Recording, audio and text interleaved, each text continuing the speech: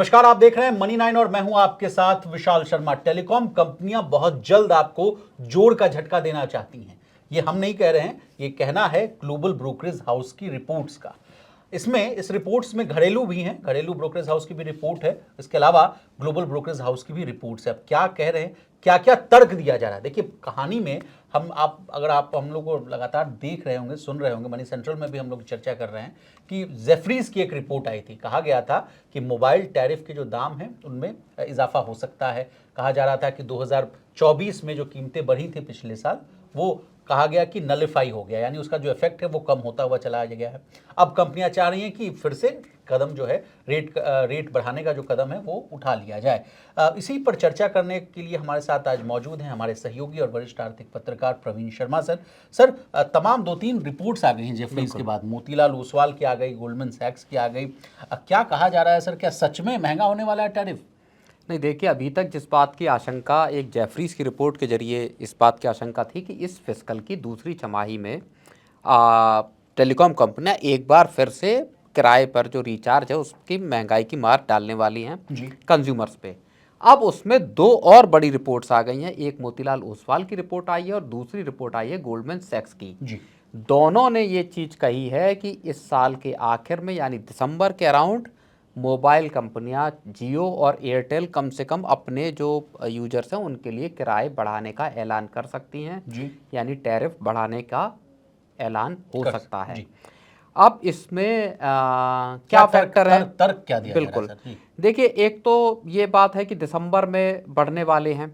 दूसरा ये है कि जो मजबूत पूरे असल में टेलीकॉम सेक्टर की जो बात की है और उसमें खास तौर पर जियो और एयरटेल की, तो इनके रेवेन्यू और इनके ऑपरेटिंग इनकम में अच्छी खासी ग्रोथ की बात उम्मीद है।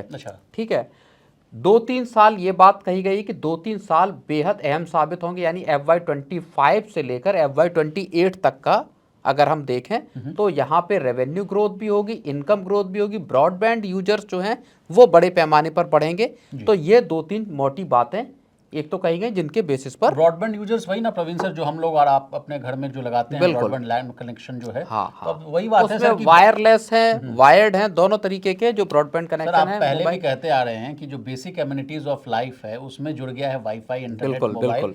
तो अब कोई भी घर ऐसा नहीं है सर जहां मुझे लगता है कि वाईफाई कनेक्शन नहीं हो, क्योंकि आप दिनचर्या की जो भी बात हो, किसी से फ़ोन करना हो, मोबाइल चलाना हो, टीवी में भी कनेक्टेड है सर इंटरनेट, तो हर चीज़ के लिए वाईफाई चाहिए। तो वो असर अब दिख रहा है इन कंपनियों के नतीजों में, उनके मुनाफे। दरअसल जो रिपोर्ट्स आई हैं, ये दोनों रिपोर्ट जो आई हैं अभी हाल में, इसमें इस बात का जिक्र किया जा रहा है कि ये जो 2-3 साल हैं ये टेलीकॉम ऑपरेटर्स के लिए और उसमें भी खास तौर पर जियो और एयरटेल के लिए बेहद काम के, बेहद अहम साबित होने वाले हैं, जहां पर इनको तगड़ा रेवेन्यू ग्रोथ मिलेगा। CAGR आधार पर अगर मैं मोतीलाल ओसवाल की रिपोर्ट की बात करूं तो जियो का रेवेन्यू 17% के CAGR से बढ़ेगा FY28 तक, 25 से FY25 से 28 तक, बिल्कुल। और ऑपरेटिंग इनकम में जो है वो 21% का CAGR ग्रोथ होगी, ये बात इस रिपोर्ट में कही गई है।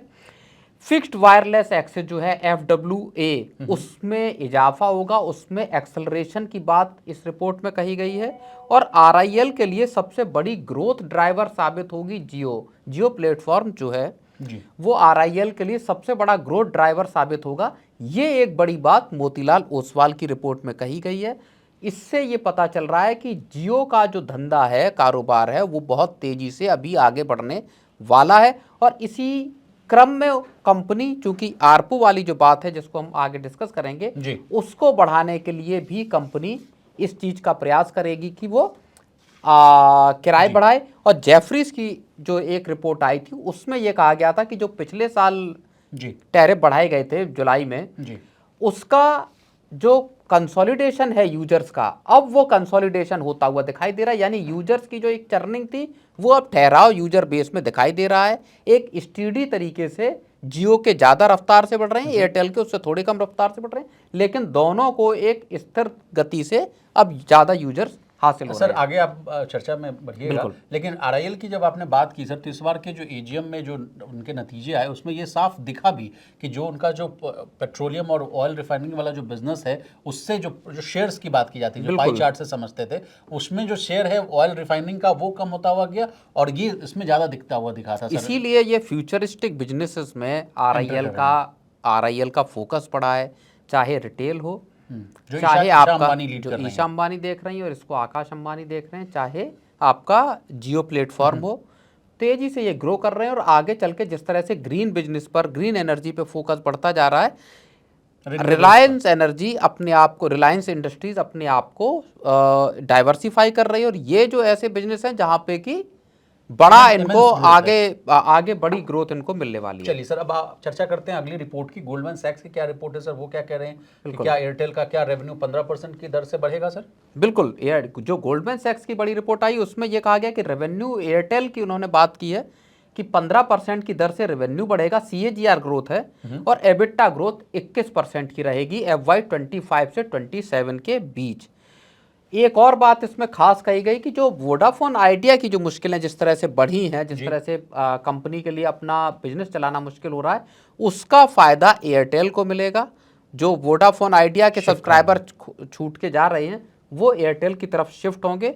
और 2025 के आखिर में, यानी वही दिसंबर में, एयरटेल भी किराए अपने बढ़ा सकती है। जी जी जी। अब सर जाते जाते, अब एयरटेल की बात हो गई, जियो की बात हो गई, तो वोडाफोन आइडिया की जो मुश्किलें हैं उस पर भी चर्चा कर लीजिए सर। क्या कितना करोड़ का कर्ज है कंपनी पर? नहीं, बिल्कुल, देखिए 2 लाख करोड़ रुपए के आसपास का कर्जा है। और इन रिपोर्ट्स में, जो गोल्डमैन सैक्स की रिपोर्ट है, उसमें यह कहा गया कि जो 50 से 55 हजार करोड़ का केपेक्स प्लान बनाकर वोडाफोन आइडिया चल रही है कि इतना पैसा खर्च करेंगे और 5G और दूसरे रोल आउट करेंगे, उसमें सबसे अहम अभी के लिए जो ट्रिगर है वो ये है कि कंपनी 25,000 करोड़ रुपए जो बैंकों से कर्ज हासिल करना चाहती है, वो उसको कैसे मिलेगा पैसा।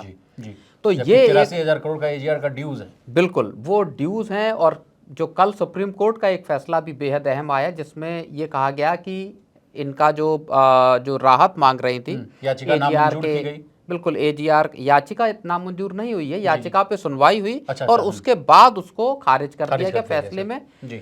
मिसकंसीव्ड बताते हुए कि जो AGR के पे जो ब्याज लग रहा है और पेनल्टी लग रही है, उसका बकाया माफ करने के लिए वोडाफोन आइडिया पहुंची थी सुप्रीम कोर्ट। लेकिन पॉइंट उससे निकला सर, जो उनकी जो जजमेंट थी कि अगर सरकार मदद करना चाहे तो वो छूट है उनको। बिल्कुल, वोडाफोन आइडिया का रिवाइवल अब पूरी तरह से सरकार के पाले में पहुंच गया। सरकार के हाथ में है कि वोडाफोन आइडिया आगे अपना ऑपरेशन चला पाएगी या नहीं।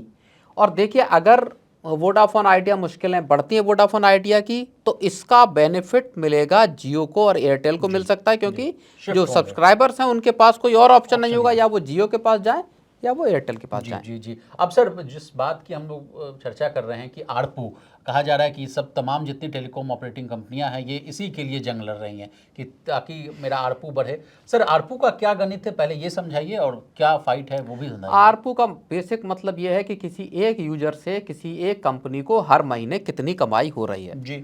अब अभी अगर हम देखें मौजूदा वक्त में, तो वोडाफोन आइडिया का जो एक एवरेज यूजर से हर महीने कमाई होने वाली है वो 173 रुपये के आसपास है सर। जियो को 206-7 रुपये के आसपास मिलता है, और एयरटेल इस मामले में इन सबसे बहुत आगे 245 रुपये का आरपू उसको मिलता है, एवरेज रेवेन्यू पर यूजर इसका जो वो है। इसको लेके जो अलग अलग एनालिस्ट हैं उनका कहना है कि 300 रुपये का अगर आरपू पहुंचता है तभी ये धंधा इन कंपनियों के लिए वायबल होगा, यानी आप अच्छे तरीके से बिजनेस चला पाएंगे जहां आपको प्रॉफिट होंगे। ठीक है सर। यहाँ पर पहुंचने का इन सबका लक्ष्य कम से कम 300 रुपये का आरपू हासिल किया जाए। वो हासिल करने के लिए भी एक तो बड़ा पैमाना ये है कि आपके पास हाई पेइंग जो कस्टमर्स हैं वो हों। एयरटेल के पास खासियत यह है कि उसके पास ऐसे कस्टमर्स की तादाद बहुत ज़्यादा है जिनकी कैपेसिटी ज़्यादा है या जिनकी पर कैपिटा इनकम अच्छी है। सीधे तौर पर आप ये समझिए कि पर कैपिटा इनकम जिनकी अच्छी है, जो महंगे प्लान लेने की हैसियत रखते हैं, और इसी वजह से उसका पर यूजर जो रेवेन्यू है वो जियो के मुकाबले ज़्यादा है। जबकि जियो के एक्टिव सब्सक्राइबर्स अगर हम देखें तो जियो के एयरटेल से ज़्यादा हैं जियो के पास। जियो के पास जी। तो ये पूरा आरपू का गणित है। लेकिन कुल मिला के बात ये है कि ऐसे वक्त पर जबकि स्टारलिंक कोई पर ऐसी जो सेटकॉम वाला पूरा धंधा भारत में जमता हुआ दिखाई दे रहा है, उस वक्त टेलीकॉम सेक्टर में एक बड़ी चर्निंग अब होती हुई नजर आ रही, जहां महंगे किराए आपको नजर आएंगे, जहां ब्रॉडबैंड की पहुंच और तेजी से एक्सपेंड होती हुई नजर आएगी। जी, बहुत शुक्रिया प्रवीण सर, आपने अपना कीमती समय निकाला और तमाम तरह की जितने भी जो ब्रोकरेज हाउस की रिपोर्ट्स थी उसको आसान भाषा में समझाने की कोशिश की। हालांकि ये खबर आम आदमी के लिए झटके से कम नहीं है, लेकिन इस खबर को पचाना बहुत ज़रूरी होगा है सर। तो आज के लिए बस इतना ही। इसी तरह देश, दुनिया और बिजनेस जगत से जुड़ी तमाम ताज़ा तरीन खबरों के लिए बने रहिए हमारे साथ और देखते रहिए मन नहीं।